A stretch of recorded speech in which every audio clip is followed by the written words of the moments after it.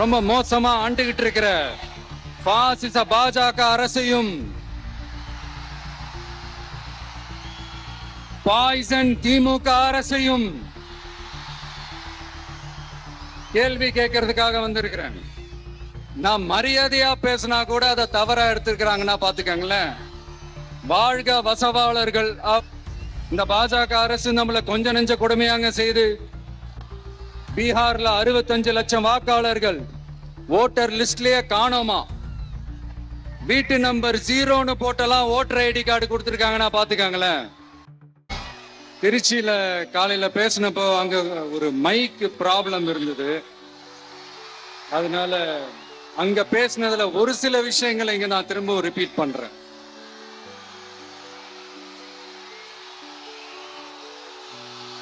அந்த காலத்துல போருக்கு போறதுக்கு முன்னாடி போர்ல ஜெயிக்கிறதுக்காக குலதெய்வம் கோயிலுக்கு போய் சாமியை கும்பிட்டு தான் போருக்கு போவாங்களாம். அந்த மாதிரி அடுத்த வருஷம் நடக்க போற ஜனநாயக போருக்கு தயாராகிறதுக்கு முன்னாடி நம்ம மக்களை அதாங்க உங்க எல்லாரையும் பார்த்துட்டு போலான்னு வந்திருக்கிறேன். இங்க என்ன பார்க்க வந்திருக்கிற என்னுடைய அம்மாக்கள், அக்கா தங்கைகள், அண்ணன் தம்பிகள், நண்பர்கள், நண்பிகள், உங்க எல்லாரையும் பார்க்கும் போது மனசுக்குள்ள ஒன்னே ஒண்ணுதான் தோணுது. உங்களோட இந்த அன்புக்காக எவ்வளவு பெரிய உயரத்தையும், எவ்வளவு பெரிய வருமானத்தையும், எவ்வளவு பெரிய வசதியையும் தூக்கி எறிஞ்சிட்டு வரலாங்க. உங்களோட இந்த அன்பை விட, இந்த பாசத்தை விட, உங்களை விட எனக்கு இந்த உலகத்துல வேற எதுவுமே பெருசா தெரியல. ஒரு சாதாரணமா இருந்த ஒரு விஜய இந்த உயரத்துல தூக்கி வச்சு கொண்டாடிக்கிட்டு இருக்கிறீங்க. உங்க வீட்டுல ஒருத்தனாவே ஆக்கிட்டீங்க, உங்க சொந்தக்காரனாவே ஆக்கிட்டீங்க. என்னங்க பெரிய பணம் வேணுங்கிற அளவுக்கு பார்த்தாச்சு. அரசியலுக்கு வந்துதான் நான் பணம் சம்பாதிக்கணுமா என்ன? அதுக்கு கொஞ்சம் கூட அவசியமே இல்லை. எனக்கு எல்லாத்தையும் எல்லாமும் கொடுத்த உங்களுக்காக உழைக்கிறத தவிர எனக்கு வேற எந்த எண்ணமும் எந்த வேலையும் இல்லை. விஜய், விஜய் அண்ணா, விஜய் தம்பி, விஜய் தம்பி, நம்ம விஜய், நம்ம விஜய்ன்னு என்னடா இந்த விஜய் தனியாளா இருப்பான்னு பார்த்தா எப்ப பாரு மக்கள் கடலோட மக்கள் கடலாவே இருக்கிறானேன்ட்டு இந்த எதிரிகளுக்கெல்லாம் தெரிஞ்சவன நம்மளை பத்தி கண்ணாபின்னான்னு பேச ஆரம்பிச்சிருக்கிறாங்க. அதாவது நான் மரியாதையா பேசினா கூட அதை தவறா எடுத்திருக்கிறாங்கன்னா பாத்துக்கங்களேன். அதனால யார் என்ன சொன்னாலும் அறிஞர் அண்ணா அவர்கள் சொன்ன அந்த பஞ்சு தான், வாழ்க வசவாளர்கள் அப்படின்னு சொல்லிட்டு போயிட்டே இருக்க வேண்டியதுதான். நான் மதுரை மாநாட்டுல உங்க எல்லாரையும் நேர்ல சந்திக்க வரேன்னு சொல்லியிருந்தேன்.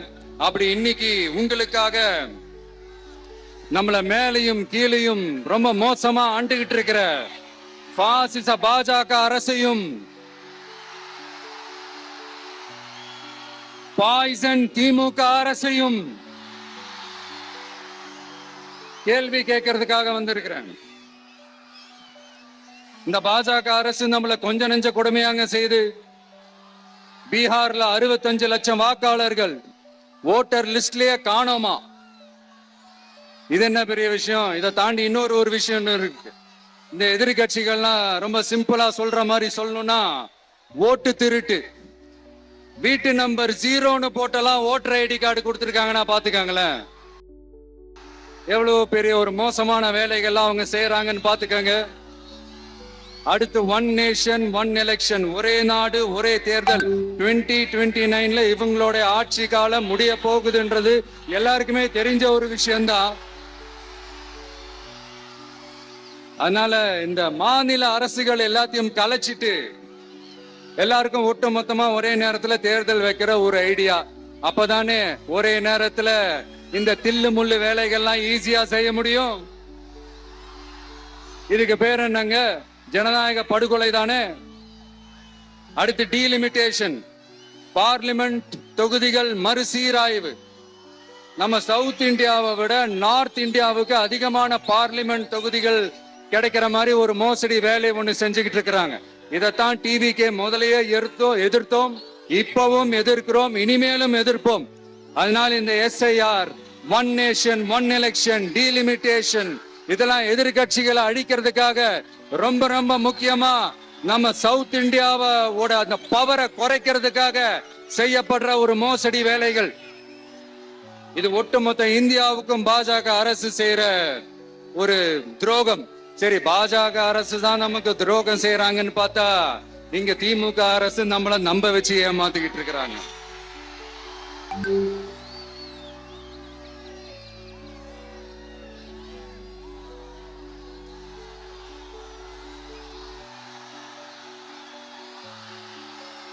கிட்டத்தட்ட நானு நீங்க எல்லாருமா சேர்ந்துதான் இவங்க நல்லது செய்வாங்கன்னு நினைச்சு தேர்ந்தெடுத்தோம். ஆனா நீங்க பாத்தீங்கன்னா, thank you, I love you, thank you thank you thank you. நீங்க பாத்தீங்கன்னா ஒரு 505 தேர்தல் வாக்குறுதிகளை நமக்கு தமிழ்நாட்டு மக்களுக்கு கொடுத்தாங்க. அதுல எத்தனை வாக்குறுதிகளை இந்த திமுக கவர்மெண்ட் நிறைவேற்றி இருக்கு? முக்காவாசி வாக்குறுதிகளை கூட நிறைவேற்றாம எல்லாத்தையும் நிறைவேற்றிட்டோம் இப்படி கொஞ்சம் கூட மனசாட்சியே இல்லாம இப்படி கதை விடுறீங்களே மைடியர். வேணாம் வேணாம் வேணாம் வேணாம். உங்களுக்கு தான் ஆசையா பாசமா கூப்பிட்டா பிடிக்க மாட்டேங்குது. இப்படி கதை விடுறீங்களே மைடியர் சிஎம் சார்.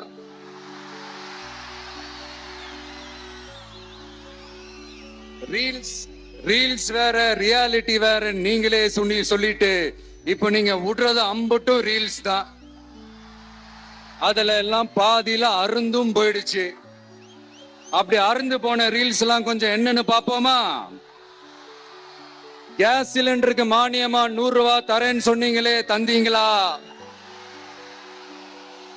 1000 ரூபாய் ஒருத்தர் விடாம எல்லா பெண்களுக்கும் தருவேன்னு சொன்னீங்களே, தந்தீங்களா? டீசல் விலையில மீதி இருக்கிற 3 ரூபாய் குறைப்பேன்னு சொன்னீங்களே, குறைச்சிங்களா? நீட் தேர்வை ரத்து செய்வோம்னு சொன்னீங்களே, ரத்து செஞ்சீங்களா? கல்வி கடனை ரத்து செய்வோம்னு சொன்னீங்களே, ரத்து செஞ்சீங்களா?